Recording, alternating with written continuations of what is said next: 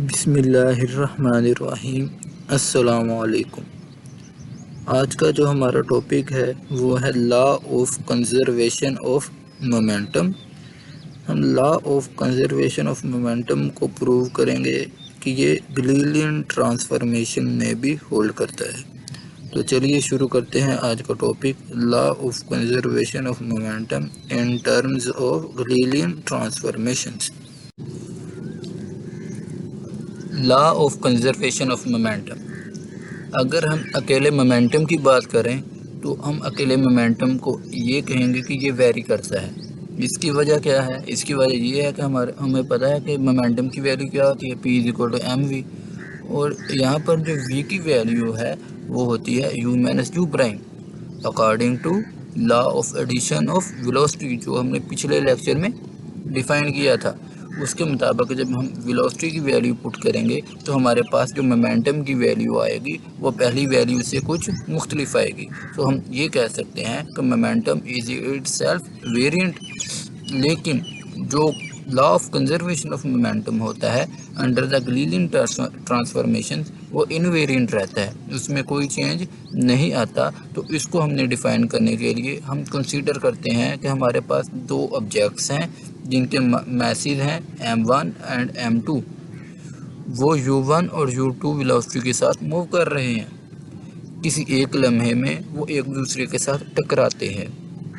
जब वो एक दूसरे के साथ टकराते हैं यानी कोलाइड करते हैं तो वो किसी रेफरेंस पॉइंट के हिसाब से एक दूसरे के साथ टकराते हैं। वो जिस रेफरेंस पॉइंट के हिसाब से वो एक दूसरे के साथ टकराते हैं उस रेफरेंस पॉइंट को हम कहते हैं S। और आफ्टर कोलिजन ये मूव करते हैं ये masses with velocity v1 and v2 के साथ। ये जो दोनों इवेंट होते हैं यानी बिफोर द कोलिजन वाला और आफ्टर द कोलिजन वाला, ये एक फ्रेम ऑफ रेफरेंस के ही हिसाब से होते हैं। उस फ्रेम ऑफ रेफरेंस को हम S कहेंगे। तो हमें पता है कि law of conservation of momentum किसे कहते हैं। Law of conservation of momentum से मुराद क्या है? Law of conservation of momentum से मुराद यही है कि momentum before the collision is equal to the momentum after the collision. तो हमें पता है मोमेंटम बिफोर द कोलिजन क्या है, हमारे पास m1 u1 plus m2 u2। और मोमेंटम आफ्टर द कोलिजन हमारे पास क्या है, m1 v1 plus m2 v2।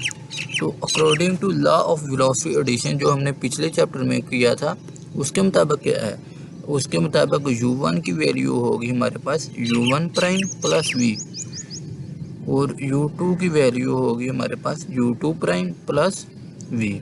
इसी तरह v1 की value v1 prime plus v और v2 की value v2 prime plus v। ये वैल्यू मैंने पिछले लेक्चर में उन वैल्यू को डिफाइन किया था। अगर आपको किसी को इसमें समझ ना आ रही हो तो वो पिछला लेक्चर देख सकते हैं। तो इन वैल्यू को हमने क्या करना है, इक्वेशन नंबर 1 में पुट कर देना है। जब हम इक्वेशन नंबर 1 में पुट करेंगे तो हमारे पास जो वैल्यू आएगी वो आएगी m1 into u1 prime plus v plus m2 into u2 prime plus v is equal to m1 into v1 prime plus v plus m2 into v2 prime plus v।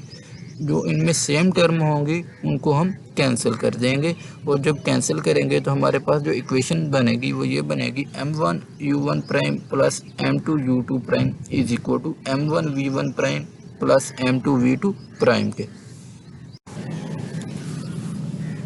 Equation number 2 के मुताबिक हमारे पास जो law of conservation of momentum है वो hold तो करता है, लेकिन किस फ्रेम ऑफ रेफरेंस में करता है, वो S prime frame of reference में करता है। तो हम ये भी कह सकते हैं कि जो इक्वेशन नंबर 1 है वो law of conservation of momentum है S फ्रेम ऑफ रेफरेंस के लिहाज से, और इक्वेशन नंबर 2 है वो law of conservation of momentum है S prime frame of reference के लिहाज से। तो हमें पता है कि गलीलियन ट्रांसफॉर्मेशन क्या होती है। गलीलियन ट्रांसफॉर्मेशन के मुताबिक ये होती है कि जो वैल्यू एक फ्रेम ऑफ रेफरेंस के हिसाब से आए, अगर वो ही वैल्यू दूसरी फ्रेम ऑफ रेफरेंस के हिसाब से आए तो हम उस वैल्यूज़ को कहते हैं कि ये इनवेरिएंट है, ये नहीं चेंज नहीं हो रही। तो यही बात हम law of conservation of momentum में कहेंगे कि law of conservation of momentum की जो value S frame of reference में आ रही है यानी इक्वेशन नंबर 1 के मुताबिक वही value S prime frame of reference के हिसाब से आ रही है इक्वेशन नंबर 2 में। तो हम ये कहेंगे कि जो वैल्यू है law of conservation of momentum की वो इनवेरिएंट रहती है अंडर द गलीलियन ट्रांसफॉर्मेशन।